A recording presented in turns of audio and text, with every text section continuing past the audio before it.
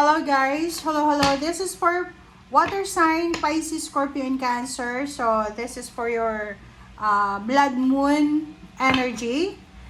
Total lunar eclipse, March 3, 2026. Okay, 3/3/26. So titingnan natin, water sign, Pisces, Scorpio, and Cancer. Ano ba ang focus ng lunar eclipse blood moon na to para sa'yo? Alright, so titingnan natin. Okay. Pisces, Scorpio, and Cancer. Herbs. Okay. Nature's gifts are abundant. Utilize herbs for healing and magic. Wow. So, this is just a message. This is just a focus. So, sinasabi ng bara sa'yo dito na kung meron ka daw na like, for example, kung gusto mong may mga hindi ka magandang nararamdaman sa katawan mo, medyo mabigat yung pakiramdam mo, sinasabi ng bara, kasi this blood moon, meron talaga tayong mararamdaman na heaviness eh. Kasi meron pa siyang kasabay na Mercury retrograde. So maraming kumbaga points na pwedeng magdala sa atin ng delays, ng sadness, or kung ano pa man, mga stomach pain or kung ano pa man. So, sinasabi ng baraha, huwag kang inom ng kung ano-anong gamot. Gamitin mo yung mga herbs, teas, para sa healing and magic. So, like kung ano man yan na i-maximize mo, lalo kung nasa probinsya ka, yung mga herbal, pwede mo siyang gamitin sa araw-araw ngayong buwan na to ng Marso. Okay? Alright, so let's check.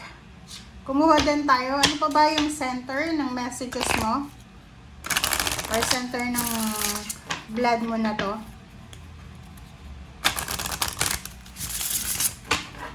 Water sign, Pisces, Scorpio, and Cancer. Study. Okay, pag-aralan mo daw. So, ibig sabihin yan, water sign, Pisces, Scorpio, and Cancer, huwag kayong gagawa ng desisyon ngayong araw na to or sa buwan ng Marso na hindi nyo pinag-aaralan. Okay? So, napaka-importante, ngayong blood moon na to, sinasabi ng barahan na to na make sure na bigyan natin ng oras ang lahat ng mga kuro-kuro natin, opinion. Kung may mga gulo, away sa paligid mo, wag kang makikisali. Nakafocus ka dapat sa healing sa ngayon eh. Healing sa relationship, healing sa katawan, emotional, financial, parang ganun. So, focus tayo sa renewal. Okay? And pag-aralan yung mga dapat bigyan ng atensyon.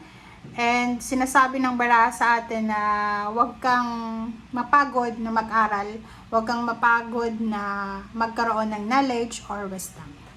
Alright.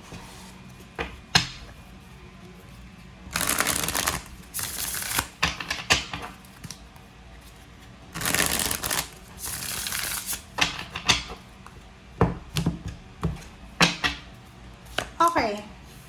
Ace of Swords, Ten of Pentacles, King of Cups, Hierophant. Ang ganda ng baraha mo, water sign, Pisces, Scorpio, and Cancer. This is, timely, okay? Kasi kung makikita mo dito, sinasabi ng baraha na may iba sa inyo dyan na you suffered from betrayal, maraming nagbetray sa inyo, maraming trumaydor, maraming gumawa ng masama laban sa iyo. Maraming mga tao yung parang pinagkatiwalaan mo and then ginawan ka ng masama. But sinasabi ng bara sa'yo dito na sabihin natin, like may mga water sign, Pisces, Scorpio, and Cancer na you're feeling alone, feeling hopeless, feeling helpless, na parang pakiramdam mo wala kang kakampi. Yung halimbawa na pakiramdam mo na pinagkakaisan sa pamilya, sa loob ng trabaho, sa komunidad, sa country, parang gano'n. And sinasabi ng bara sa'yo na okay lang yan. Okay? okay lang yan. King of Cups, sinasabi ng bara sa'yo, okay, maraming tao yung ayaw sa'yo siguro, especially yung mga malalapit sa'yo, but King of Cups, sinasabi ng barahan na you are at peace mismo sa sarili mo. Hindi mo kailangan sila, hindi mo kailangan yung, kung ako para sa'yo, mas pagbubutihin ko na mag-isa na lang ako kaysa you are connected, nakikipahalubilo ka, usap ka sa mga taong pinaplastic ka lang. Okay?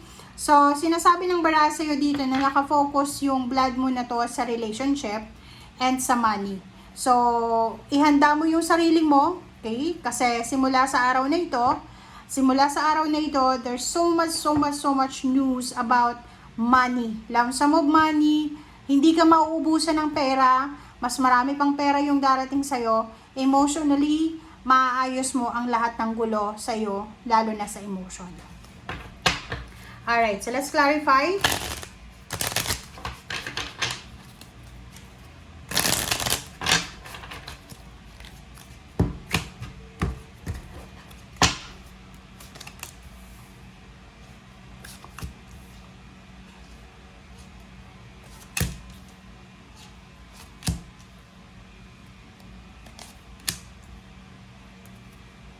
Okay, Two of Swords. Okay, so nakikita ko sa'yo dito na ngayong blood moon na to, sinasabi ng bara sa'yo na mayroong transformation, may transition, may pagbabago na parang pinupush ka ng universe eh. Like, pinupush ka niya na umalis ka na sa sitwasyon na yan. Tigilan mo na yung pagiging people pleaser. Pag alam mo na inaabuso ka na, kailangan mo nang maglagay ng boundaries.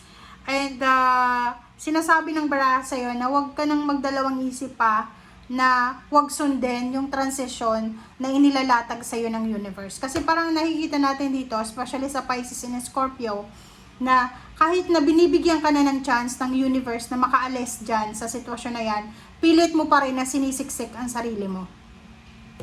Okay, Ace of Swords and Seven of Wands, diba? Sinasabi ng baraha na doon ka dapat mag-focus. Kailangan mong proteksyonan yung blessings na paparating sa'yo. Okay? Kung yung pain and heartaches na nararamdaman mo or yung mga issue na yan is from the past na, you need to let go the past and mag-focus ka sa incoming success mo. Doon ka dapat nakafocus na kailangan mong proteksyonan. Sa usaping pera, sinasabi ng baraha sa'yo dito na you need to be careful. Mag-iingat ka, Pisces, Scorpio, and Cancer.